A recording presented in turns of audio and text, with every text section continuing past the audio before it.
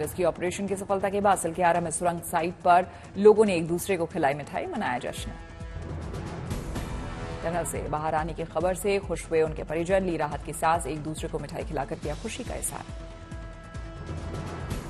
Auger machine में आई खराबी के बाद रैट माइनर्स ने जिस तेजी के साथ सुरंग खोदी उसकी हर कोई तारीफ कर रहा है। रैट माइनर्स के मुताबिक ये दुनिया का सबसे मुश्किल ऑपरेशन था।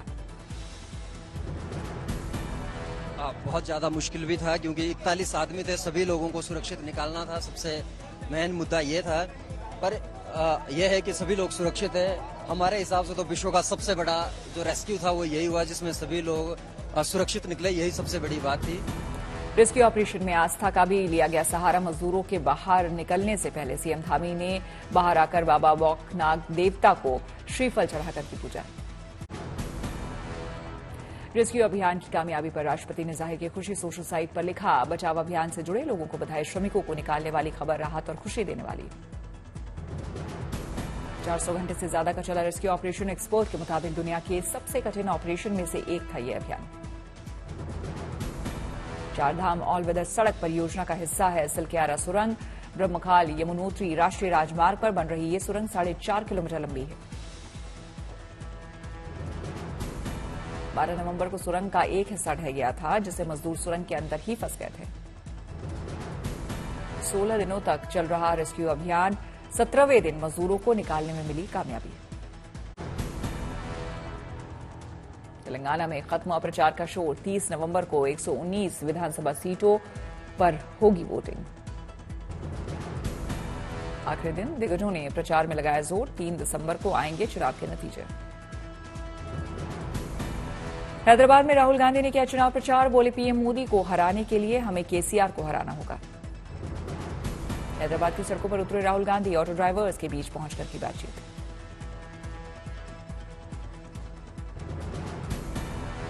तेलंगाना की जनता के लिए सोनिया गांधी ने जारी किया वीडियो मैसेज, कांग्रेस के लिए वोट करने की अपील की। शीतकालीन सत्र के पहले दिन ही मचा बवाल। विपक्षी पार्टी का विरोध प्रदर्शन। बुधवार सुबह 11 बजे तक के लिए विधानसभा स्थगित। यूपी विधानसभा में पोस्टर बैनर, मोबाइल पर बैन। समाजवादी पार्टी के विधायक काले कपड़े में पहुंचे विधानसभा। सीएम योगी ने कहा, विधानसभा में सभी प्रश्नों का उत्तर देने को तैयार है सरकार। विपक्ष करे उचित व्यवहार, विपक्ष करे उचित। उत्तर प्रदेश विधानमंडल देश के अंदर वर्तमान में चर्चा में है। उस गरिमा को बनाए रखने की जिम्मेदारी केवल सत्ता पक्ष की नहीं, विपक्ष की भी है। अखिलेश यादव का आरोप, सरकार प्रश्नों से बचना चाहती है, इसलिए सत्र को रखा छोटा। जातीय जनगणना की वकालत की। बिहार में छिड़ी नई सियासी तकरार। बीजेपी ने हिंदू पर्व त्योहारों की छुट्टियों में कटौती करने और मुस्लिमों के पर्व त्योहारों की छुट्टियों को बढ़ाने का लगाया आरोप। बीजेपी नेता अजय आलोक ने कहा, सीएम नीतीश को बिहार को घोषित कर देना चाहिए इस्लामिक स्टेट। नीतीश जी, एक काम कीजिए, बिहार को इस्लामिक स्टेट डिक्लेयर कर दीजिए। असेंबली से पास करवाइए, संसद के पास भेज दीजिए। बिहार का पहला धर्म इस्लाम होगा। केंद्रीय मंत्री गिरिराज सिंह बोले, भविष्य में मोहम्मद नीतीश और मोहम्मद लालू के नाम जाने जाएंगे। नीतीश और लालू